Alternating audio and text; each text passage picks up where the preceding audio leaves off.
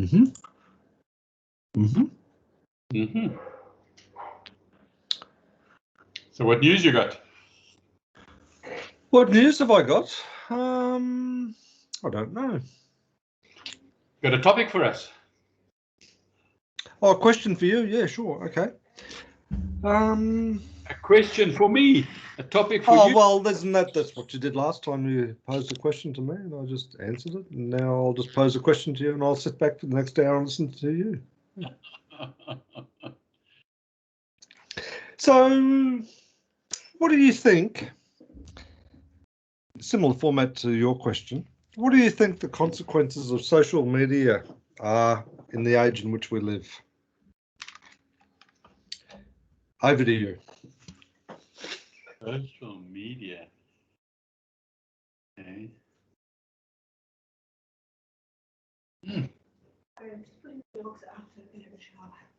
Hello, John. Hey, how you doing, Sue? Fine, and you? Yeah, all good, thanks. There we go. Don, sorry, I'll be with you in a minute. This is working the parrot because the parrot flew straight at that thing, and then before it got there, it swerved off and then hung on to the door, landed on the door. That's the first one I've seen now. Okay. Oh, that's good. Anyway, enjoy your walk. We've done our walk. Oh. We're going to have a shower. I put the dogs out. That was quick. Listen, I'm so stiff, so sore that I couldn't do it if I tried. Okay, what are the effects of social media? No consequences. Consequences of social media. Do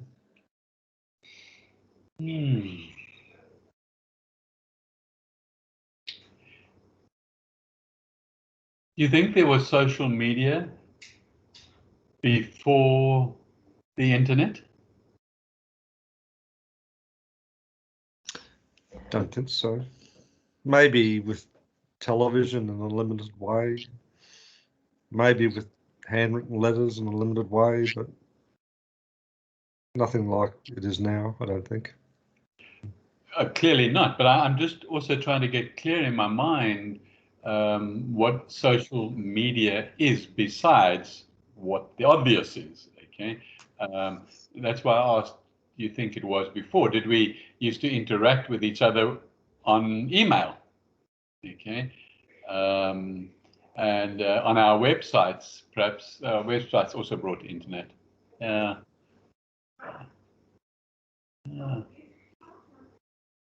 So social media. Yeah. I think it's certainly a positive consequence has been that it's brought the world together much closer. Okay. And as a result of that, there's been a sharing of information that would not otherwise have been shared. So, new science discoveries. And do you think that's the web rather than social media? Okay, you want to distinguish between the internet and because you're using social media apps in order to access the web. Okay, so you're doing searching using a Google Chrome app to search information and search websites. It's kind of in one sense, like in my mind, it's the analogy that you're drawing there maybe is a bit like what's the consequences of roads, i.e. the internet, where social media is the car.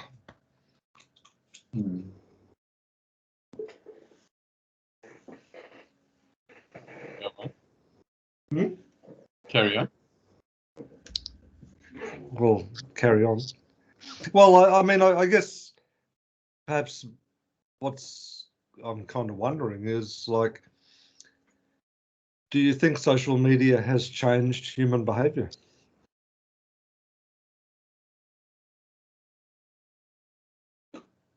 Yeah, both positively and negatively, I think. Yeah. What I mentioned a moment ago would perhaps be,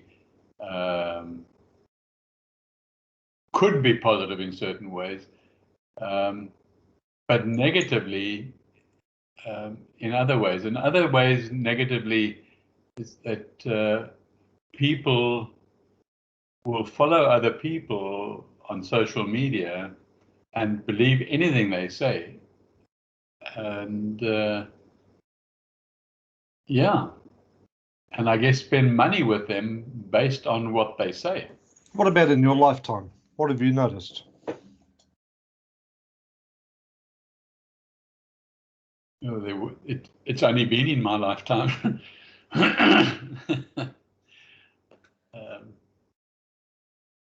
Yeah, I personally don't, not as much as perhaps I used to. I used to interact on social media quite a lot, but I also ran businesses, and I could market myself on social media. And I spent the whole weekend putting together the business course for Get Set Up, looking at how other people can benefit by marketing their businesses, whichever whatever it is, on using social media.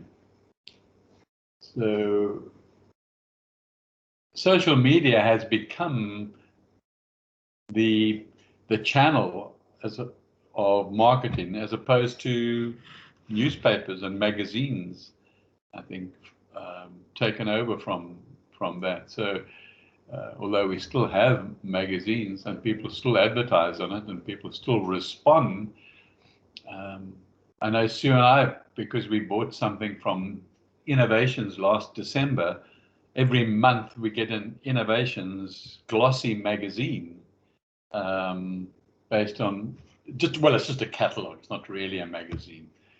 It's basically a catalog. And so we do look at those adverts as opposed to going onto their website and maybe searching. So it did influence me, but it seems to I seem to have weaned off now. I see you do a couple of postings on Facebook, but my family all do as well.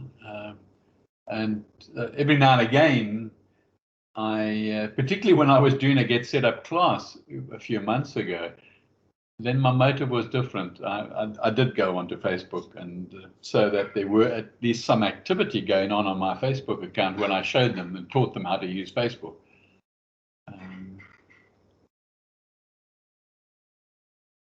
So how do you think social media has changed your behaviour?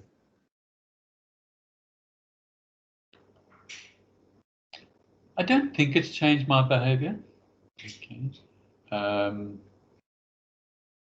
No, I don't think so. How has it changed yours?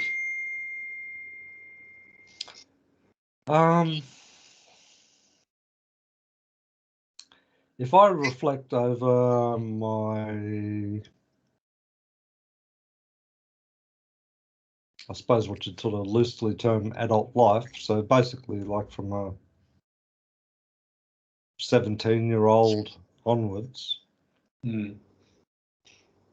my social contact when I was probably a 17-year-old was those people I met at school and a few neighbours around and family.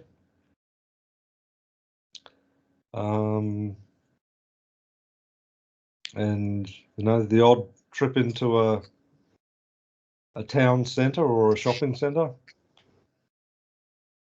That's where the social sort of contact was. And then I remember when I was about 18, CB radios were all the rage. And I got a little CB radio for my car, for my very first car. I think the radio was probably worth more than the car was. And that seemed to broaden my circle sort of vicariously, in that you would listen to all of these conversations from people you didn't know, but came to know because they were regular contributors on there.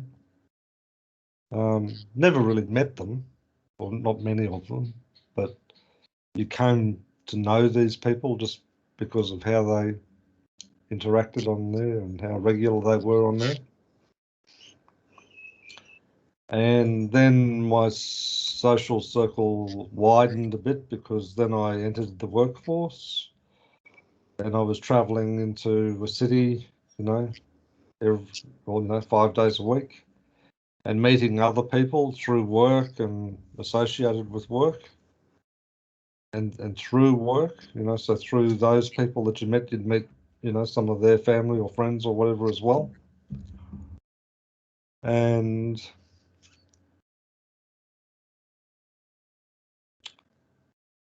then that's sort of continued on in its own sort of growth way, just based on where you worked and the type of places that you worked and type of people that you interacted with through circle of friends and events and stuff that you would go to and so on. And then I can't remember when I joined Facebook. I don't think it was that long ago, comparatively speaking. I think it was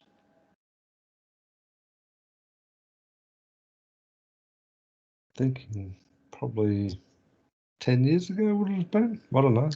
Does that sound a bit wrong? Yeah, probably. And, yeah. And then and I sort of wasn't active on it in the sense of posting stuff, but then again, it's a bit like the CB radio, that you would be exposed to people and you'd be exposed to conversations and cultures, and particularly international, you know, like that was the first time that it sort of became very international, that you could actually, you know, talk to someone in a different country or a different place in their own country.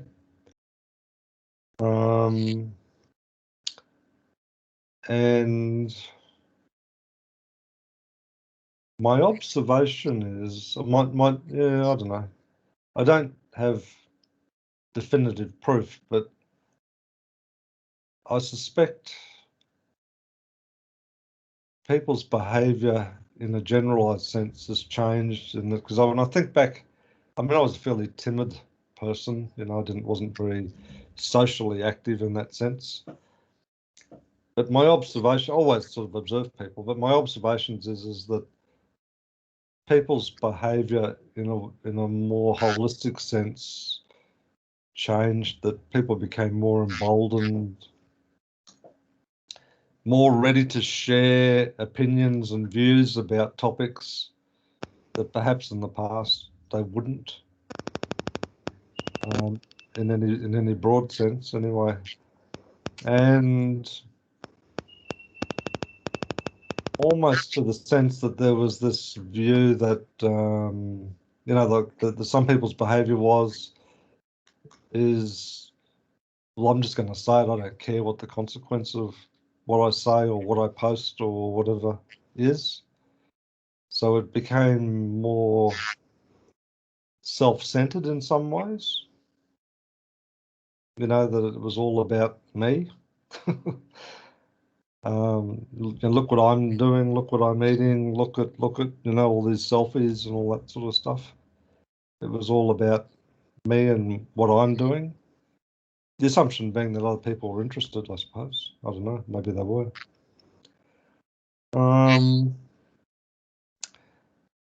And part of that then, you know, is like, there's almost part of a self-esteem thing. And I went through it a little bit, you know, it's like, oh, you know, how many people like that? Or if you put something up, oh, did anyone like that? You know, did anyone, you know, it was all looking for the sort of immediate sort of feedback, which somehow, if you weren't careful as to how you interpret it, was something to do with your self-worth. How did that affect you? Didn't affect me too much because I didn't really get on the train in a meaningful sense. Like I didn't go looking for it as much. A little bit, I suppose, at my worst, if that is the right word, was when I'd put business posts up. I'd be looking, how many people liked it and how quickly they liked it or didn't like it, and all that, and what sort of comments were put on there, and but that was sort of, for a little while I was thinking, like, I suppose when I sort of stopped and thought about it, well, it's having not much difference on how my business operates, so why spend time and energy on it, sort of thing, so. Mm. So in that sense, I sort of wonder if, one of the big consequences of social media has been, whilst it's expanded our reach and our view, broadened our view of others in humanity, I kind of wonder about whether that view is only a very, very superficial view rather than a meaningful view. That when you sort of make friends as in your late teens or your early 20s or whatever, sure, there would be sort of fairly superficial conversations, but they would sort of dive into other areas of mutual interest to some extent. And you kind of wonder whether or not that type of behavior is as evident, whereas if it doesn't grab your attention in the first, like 2 or 3 seconds, then next, scrolling on. Yeah. You're making assumptions. You're not based this on your own personal experience. No, I mean that's my sense of it based on my experience. Yeah. Oh, okay. Yeah. But as I said, if someone says, "I'll prove it," well, it's very difficult to prove it. Yeah, for me, my life sort of rolled out differently to yours that you've just described. I spent all my schooling at boarding school. Mm. Okay, hundreds of and it was a boys-only boarding school, and so you had hundreds of people around you all the time. So you grew up in an amazing social. I loved boarding school. I couldn't wait in the holidays to finish so I could go back to boarding school. Okay, because you had all levels of different friends. So you had your close friends and then the others, and so you're always playing team sports, and then you were playing against other schools in the town, and so I think for me, I had like the maximum social exposure than perhaps somebody who didn't go to boarding school. Okay? Yeah, I could see the difference there. Yeah.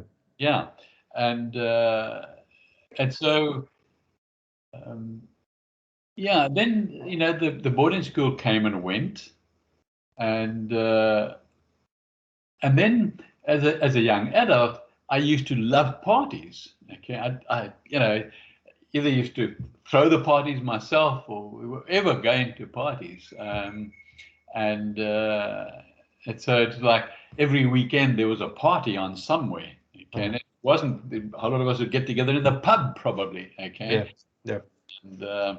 And so I suppose that was like a continuum of the social thing, and then as you then get married and you have children, and so the partying stops, and so now you're the whole social scene changes for you, because now you are mixing with other people who have children the same age, okay, or perhaps the children go to the same school and you meet them, and so you still I still played sport for quite into my married life, and so there was still the sort of the social after the sport. Everybody went to the pub and so forth.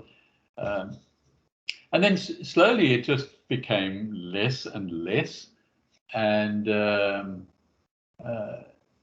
work environment for me generally, even if I was like CEO of a large company, there wasn't great social interaction between myself. I'm talking about outside of work, all right, and of any description.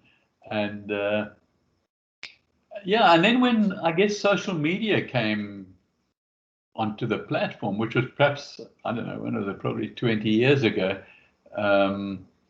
then everybody got on the bandwagon, and we all had a look at what it was and so on. And for me, it became very convenient. For example, right now, this past weekend, my one daughter who lives in London, and her husband and his parents all went to the Isle of Man, okay, for the weekend. And so now, she just says, I'm at the Isle of Man, all photographs are on Facebook. So now you go to Facebook and you have a look at the Isle of Man, and absolutely you make an opinion about the Isle of Man based on those photographs, which were beautiful, and her comments and what she did, and so forth. And it brought up a subject with Sue, because Sue's been there, and so she could contribute now to the conversation and the pictures. And so that became really a worthwhile interaction on social media.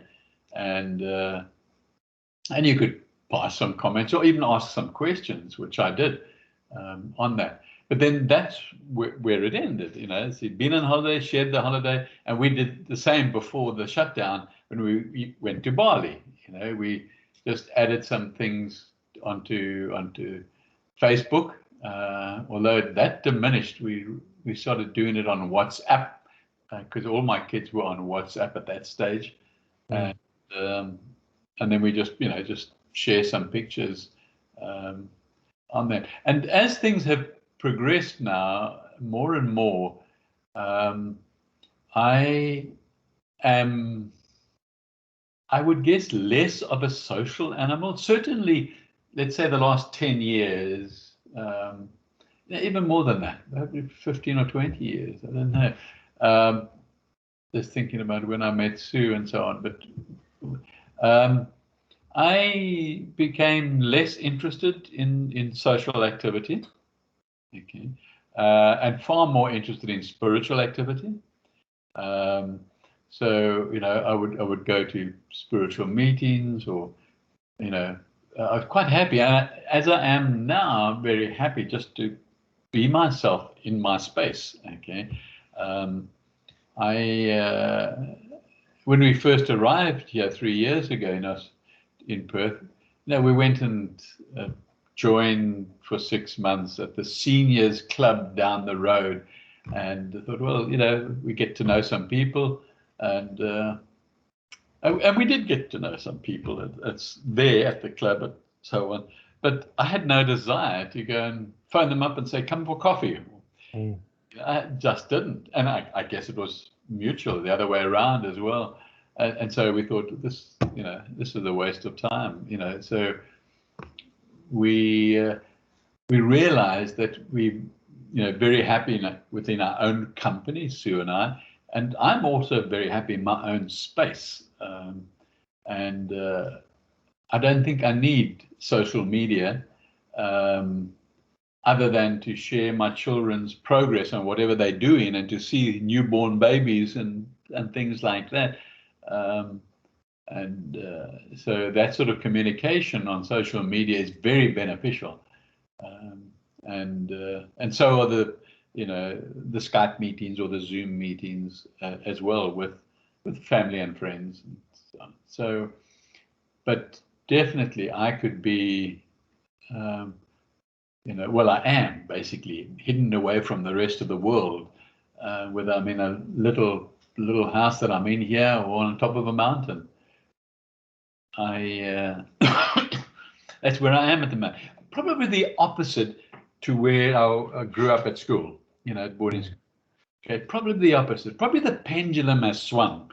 Okay, and I don't have any desire to want to go and socialize. Okay.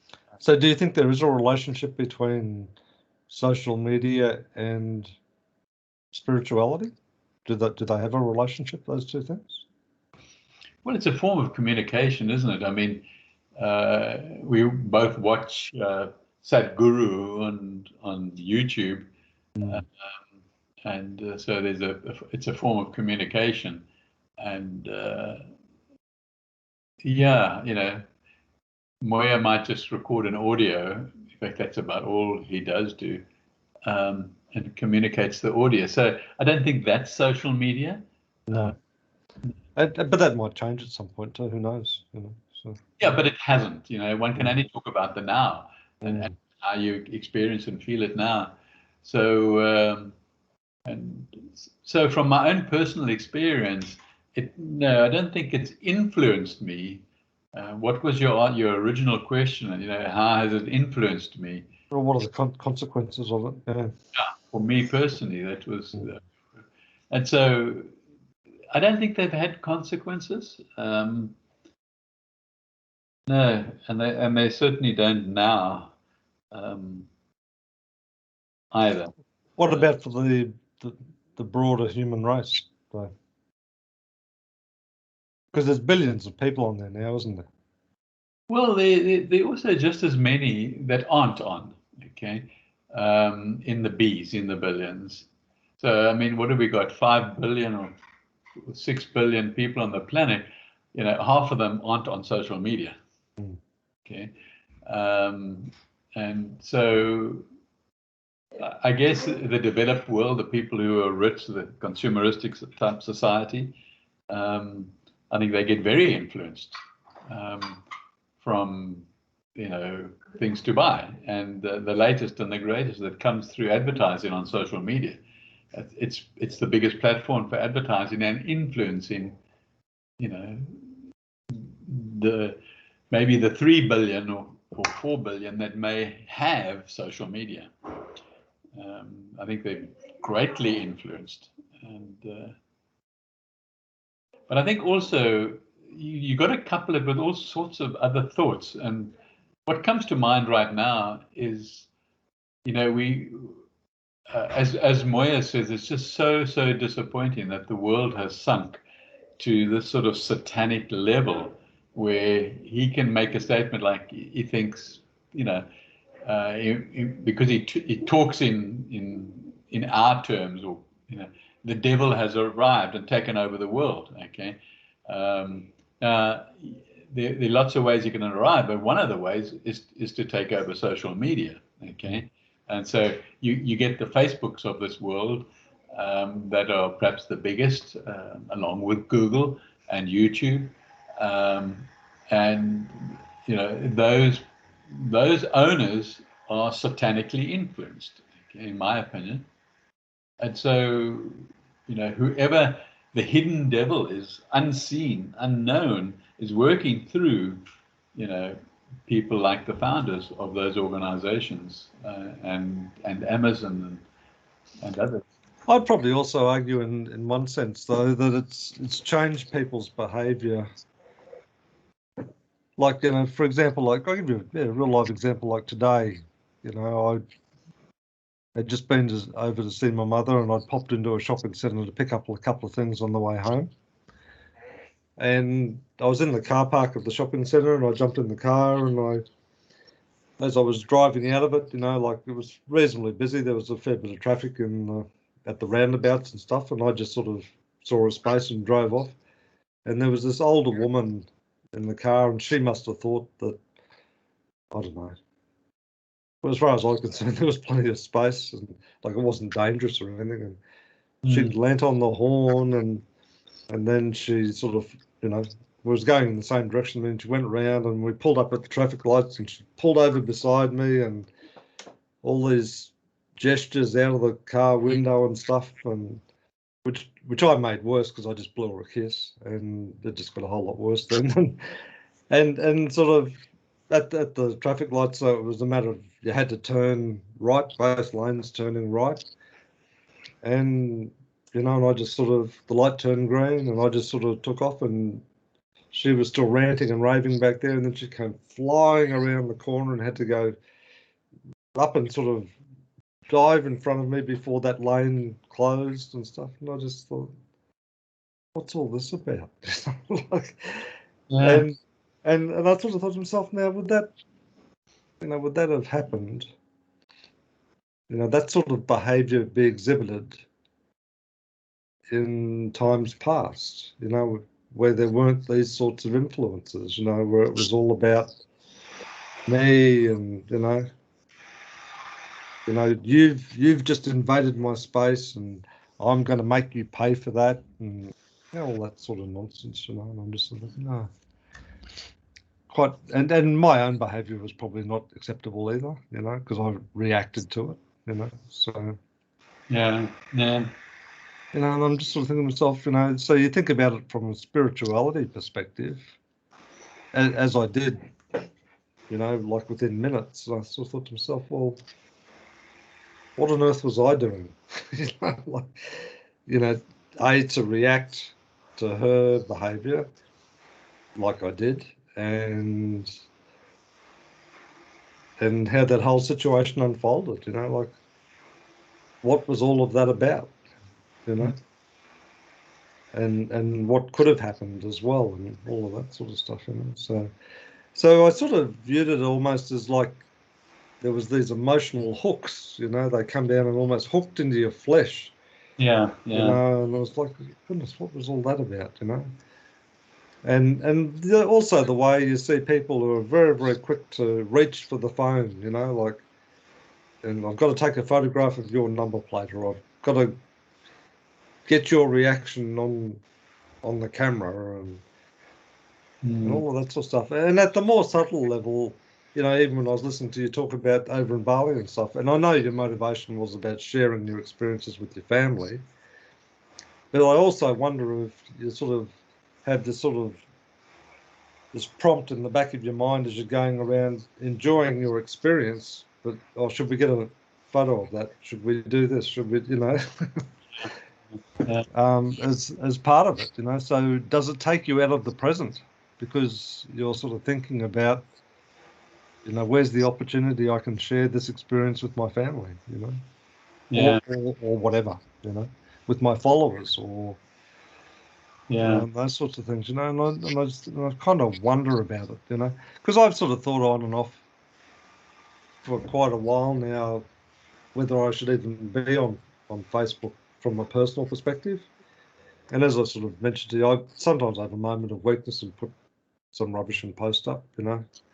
But my main use of the social media is just to look at the marketplace, you know, just to see what people are selling and what's on there and stuff like that. But so I sort of use it, you know, for my own ends in that sense, and I don't feel terribly used by it. So like if something happens, I don't go onto Facebook to see what's happening, you know, like if there was like 9/11 or something like that. Sure, it would probably be a source of news, but is it accurate news? You know, and that raises the question of where do you go for accurate news? But anyway, good question, that one. You know, and even news channels, they conduct themselves like social media. Mm-hmm. You know, send us your photos if you see something, and you know, and the way they write the stories, it's all like clickbait. You know, they give you a little bit of information, but to find out more, you're going to have to click onto the story, and you know, all this sort of intrigue. You know, and the stories are written very sensationally and very emotionally, and the story, they're quite happy for the story to evolve. So a position that they wrote about as being a factual situation sometimes a couple of hours before has been totally abandoned for some other direction on the same topic, you know. So yeah, so I kind of wonder about the consequences of all of that stuff on the human from a spiritual perspective.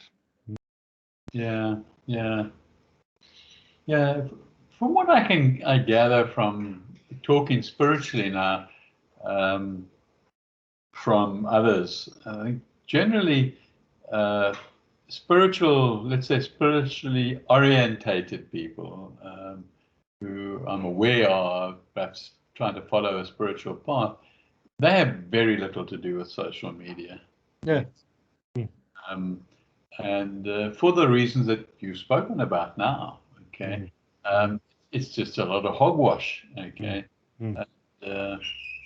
So yeah, I don't think that I'm negatively influenced by social media at all.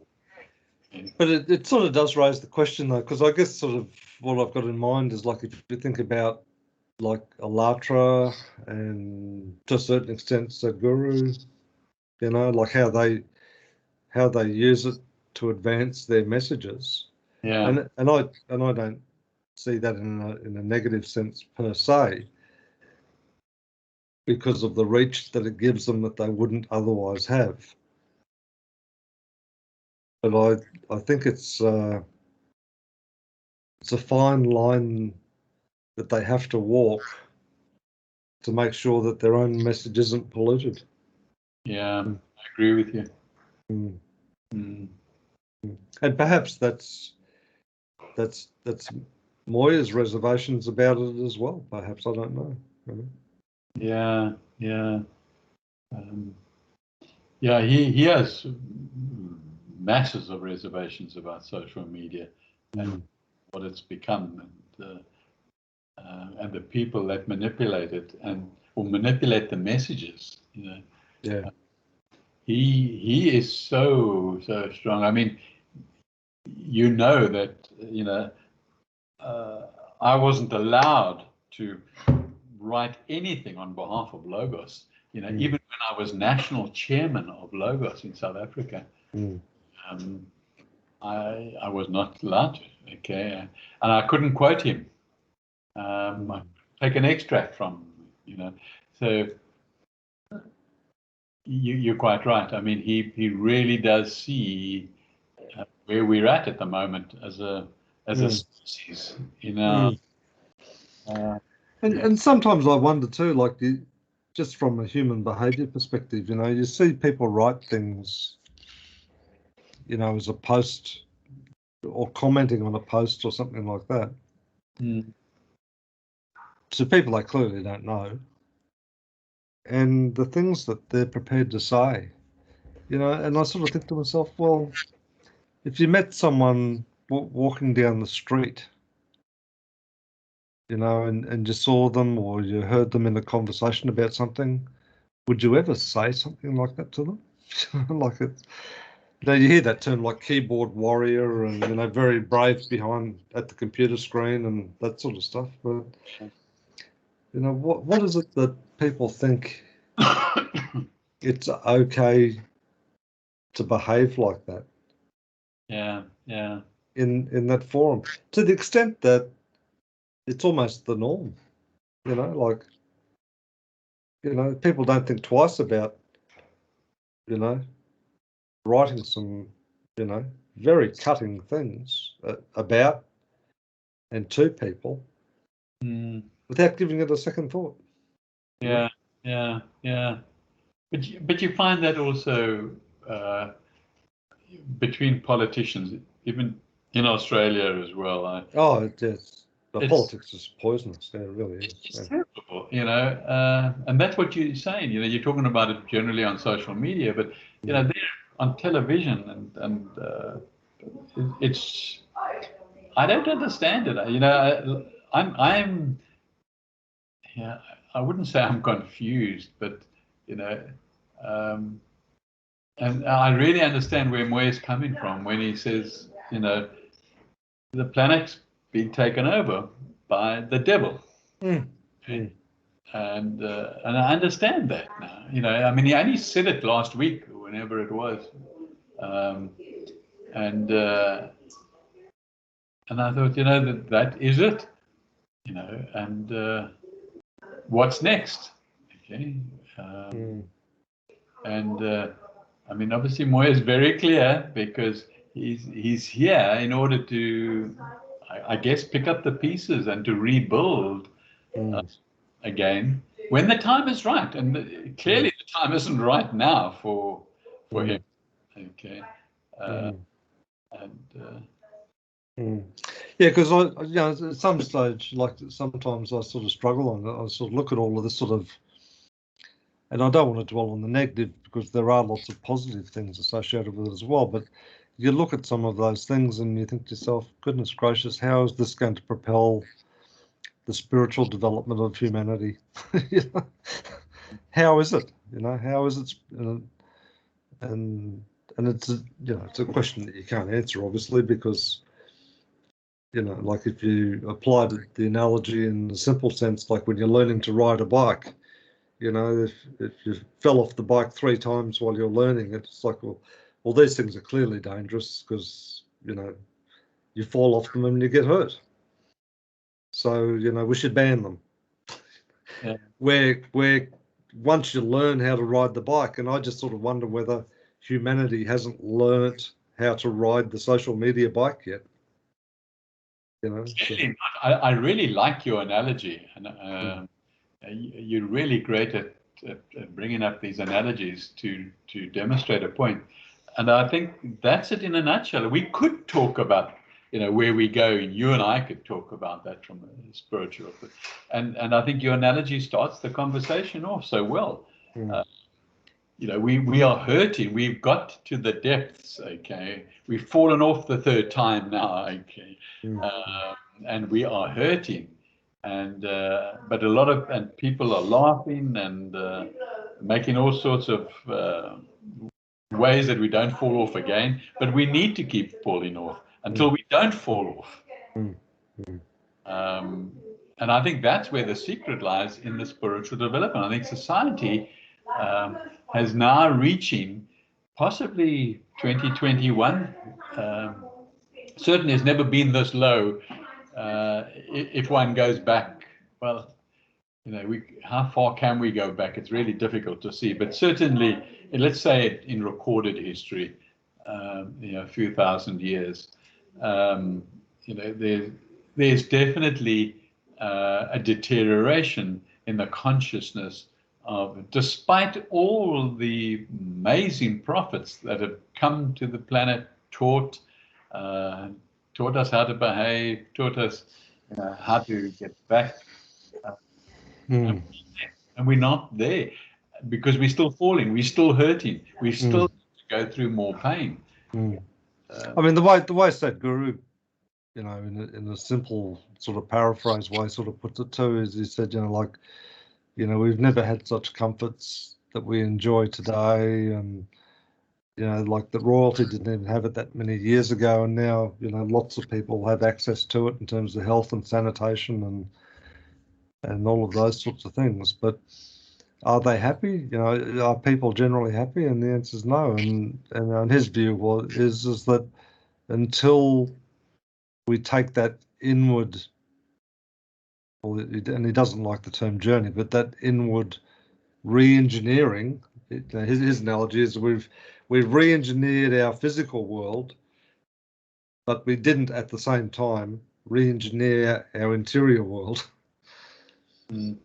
So all of this external engineering has delivered all of these things and benefits and challenges and so on for humanity, but the internal re-engineering hasn't kept pace with it and is not keeping pace with it.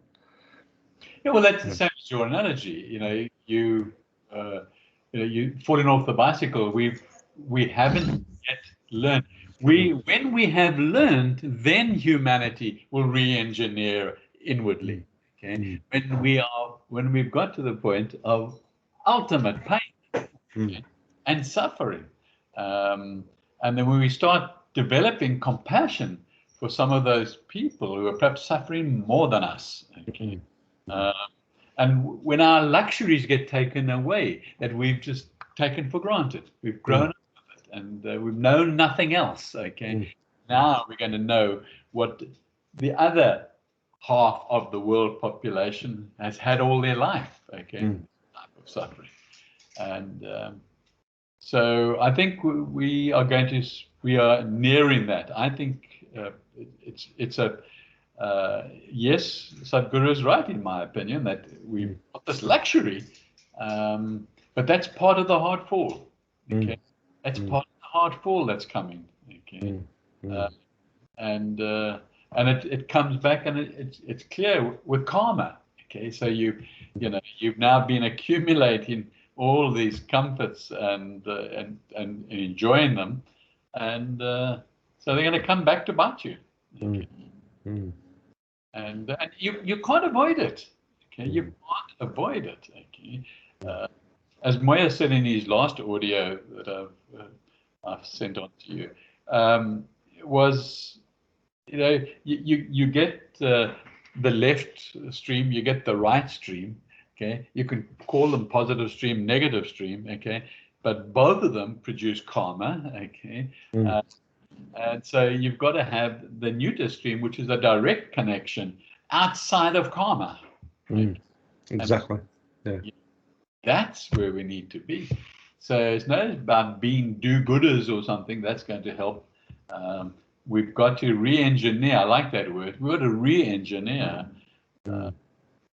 ourselves onto that neuter stream, which is soul connect directly to spiritual world, and not part of the negative and positive, the duality world. Yeah, Past the duality world. Yeah, that's truth. Yeah, what you've just spoken there. Yeah. So I think all other than you and I can keep on re-engineering and doing what we need to be doing, if there is that. But at the same time, we need to be observers, like we are, and we observe what's going on. And I don't think even to criticize positively or negatively. I suppose that's part of the conversation, really. But I don't think that it's just observing, just being aware, okay, of what's happening around us on the planet, and now I guess off the planet as well. My younger son often says that for him, social media is an incredible time thief. And he's had the level of awareness and discipline to sort of say, well, I'm just going to not go there. He sets himself time limits. I'll go there for like half an hour a day just to monitor the forums that he runs as the moderator, or if he wants to just have a look, and he'll say, well, I don't need to have a look every day. I can just have a look, once a week or once every 4 days or whatever. And so that's the discipline he set for himself, because he knows that the trap that he falls into is, I just waste too much time. Takes me away from doing the other things that I should be focusing on, Yeah. And I think the principle rings true for me from a spiritual perspective as well, that you can be incredibly distracted by the sideshow that it is in many respects, from where you do need to have your focus and priorities. Yeah. And in that sense, from a satanic perspective, it's a fantastic distraction. Yeah. And of course, the comforts are also a satanic distraction. That's true. Yeah, that you can sit in your lounge room or in your bedroom or whatever, and just peer into this window of whatever it is. Yeah.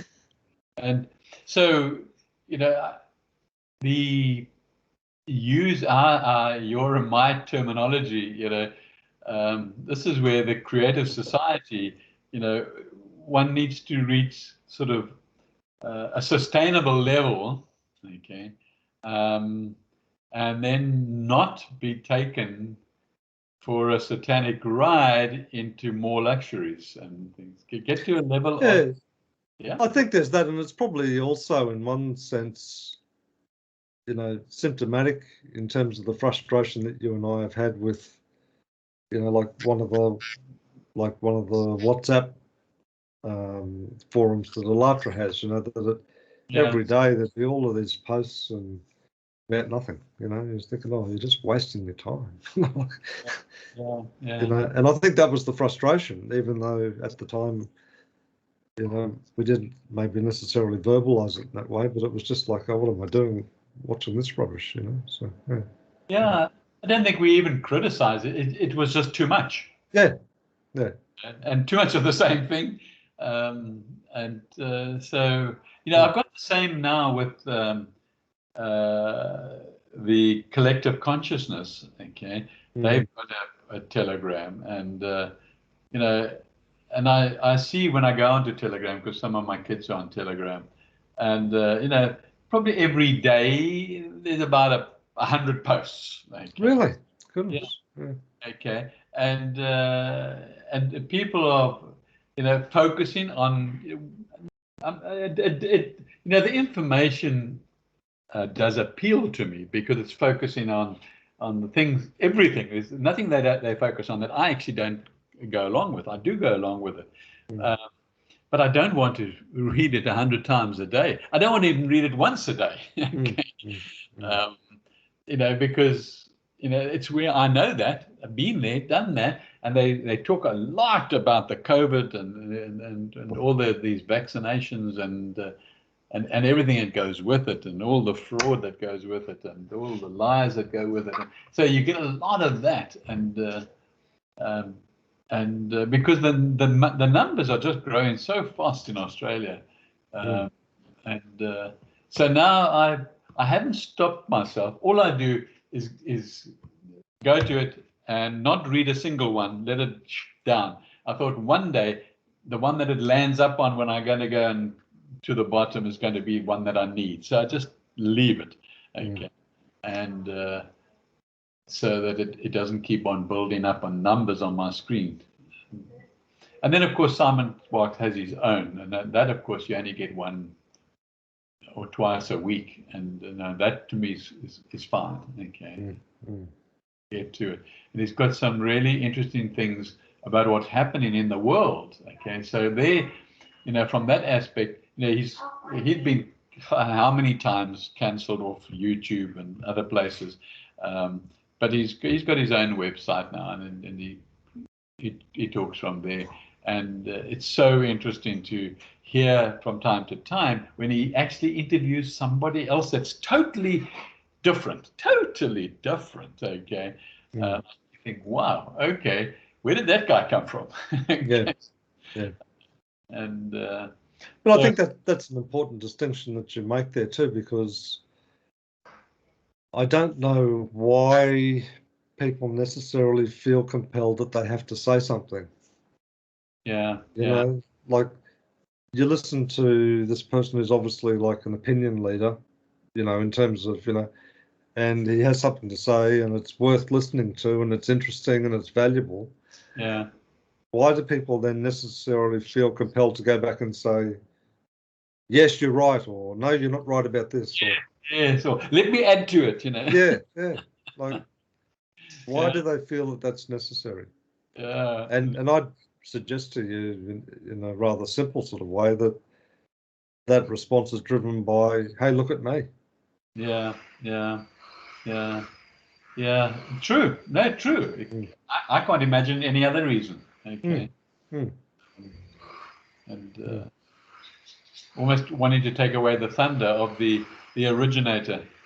Yeah. Well, there's that, and it just smacks of like, the simplicity of the selfie, with someone sidling up to a well-known personality. Like, can I get a selfie with you? Yeah. And for whose benefit is that for? Yeah. That's literally, hey, look at me. Yeah. So it's an interesting topic, in some respects. Oh, yes, it is definitely. And and one that has me thinking, because I think just abandoning it is not an appropriate response either. Which like to use the analogy is oh, I'm never going to ride a bike again. Because I don't think that's an appropriate thing either. The things that it can do, once we learn how to ride the social media bike, I think will be fantastic for humanity. Mm-hmm. But there's a lot to be learnt, I think, in the meantime, before those potential benefits can become a reality. Yeah. But it'll be interesting to see how the giants how they change. Because they have to change some stage in the future. Okay, they can't just be a law unto themselves and decide who's right and wrong. So it needs to be, free speech, and people must have their say, but don't manipulate what people say.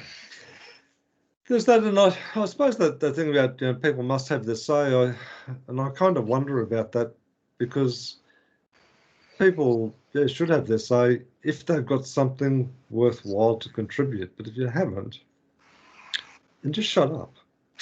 But I mean, who has to judge? Why does Facebook founders judge who? Oh, well, they shouldn't. I mean, the ultimate judge should be each of us individually.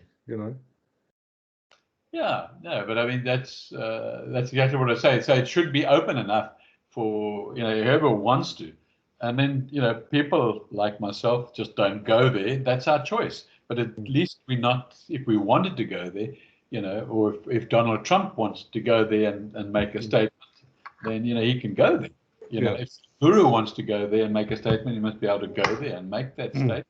That's true. Yeah. Yeah, because there are some quite bizarre applications of their rules at the moment. I was looking there, where I work there, and they put a lot of their products on to Facebook, for example, just to showcase them. So look, we've got this new range of, well, the case in point was carving knives. So wood, to carve wood with these knives. And Facebook rejected the post saying that knives were offensive. It's me. Yeah. So you have to go and initiate this appeal process to demonstrate why these particular knives are not offensive. Why would a knife be offensive? Yeah. Oh well. Interesting. Very good. Well, thank you for sharing that with me. That was very good. I enjoyed that. Thanks very much. Very different. We've got an inspection coming off. Our 6 monthly agent inspection. So we. Oh, okay. I can hear Sue with a vacuum cleaner in the back. And going, yep. No worries. And so I'm just going to do my part now. Yeah. Sounds good. Okay. Well, I'll talk to you on Wednesday. Yeah, that'll be great. Okay then. Take care.